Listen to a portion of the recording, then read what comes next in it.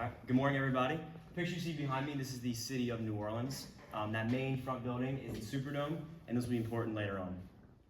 So this is actually the same city less than 24 hours later. And this is from Hurricane Katrina, so today I'll be telling you the story of Hurricane Katrina and the city of New Orleans that refused to die.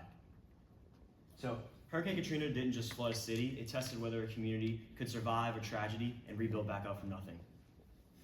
So today, just a few guidelines and a little timeline of what we'll go over. First will be the storm and the scale of it, like some quick facts. Next will be the people and what it was actually like to be on the ground. And lastly will be the comeback and how New Orleans really started to rebuild and get its feet back under itself. So this is actually personal to me. I was born in New Orleans in October of 2005, which is just pretty much 1 month after the storm ended, and that's me as a baby right after. So this leads us into chapter 1, the storm. So Hurricane Katrina was a Category 5 hurricane, and according to the National Hurricane Center, it had winds up to 175 miles an hour. There was 1,800 people killed, 80% of New Orleans was flooded, and the NOAA reported $125 billion in damage, making it one of the most costly disasters in American history. But as scary as all those facts sound, this actually wasn't the worst part. If you did not know, New Orleans is kind of below the sea level, and it's dependent on a system of levees. Levees are like giant walls that hold water out, and these actually failed, as you can see in that picture right there. The Army Corps engineers reported 50 plus breakages throughout the city, and this was the reason why New Orleans really got hit hard, and you can see from that picture in that second slide why it really got so flooded. Because of this, the Brookings Institution reported 1 million people displaced across the Gulf Coast, and you can see in that map right there, people went as far as California, but mainly that like Houston, Panhandle, Florida area. So lots of people left. This transitions us into chapter 2, the people. So a little bit about my story. My house had 5 feet of water. My grandparents had 10. Because of this, we evacuated to my dad's hospital, and we stayed there for a few days.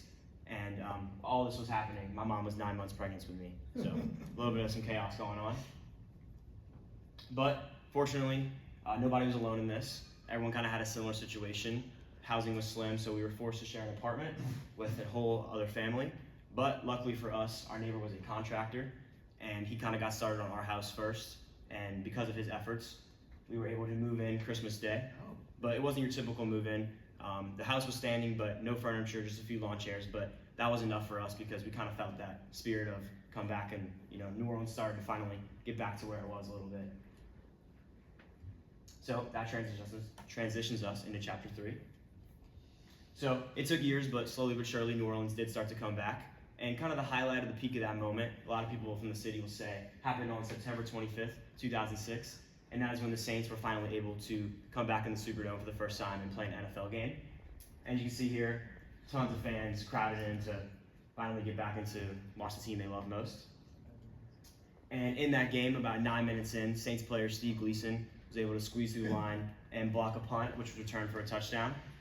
And the Superdome, which was previously a building which refugee shelters, a lot of people were living in the Superdome and the roof came off, was now 70,000 people full and just exploding with excitement and hope. And that's a picture of it, and I'll play a quick little video to show you all.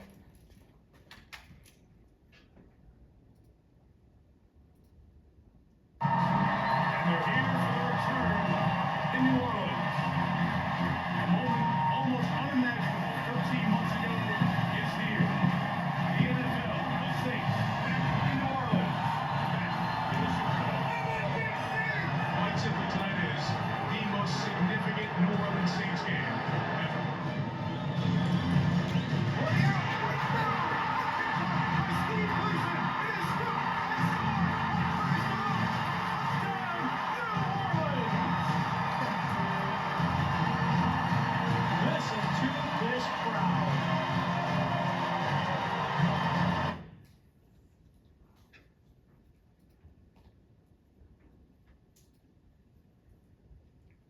So as you can see, very powerful moment. The city really needed that. ESPN made a comment or report on it saying it's one of the most important moments in franchise history. So definitely a big deal for the city. So what I want to leave you with today is you never know how strong something is until you fully destroy it. And typically what's left is just community. So I encourage you to, one day someone will test your city or maybe your family, or maybe even you. So now you know it's possible when you never give up. Thank you. Great.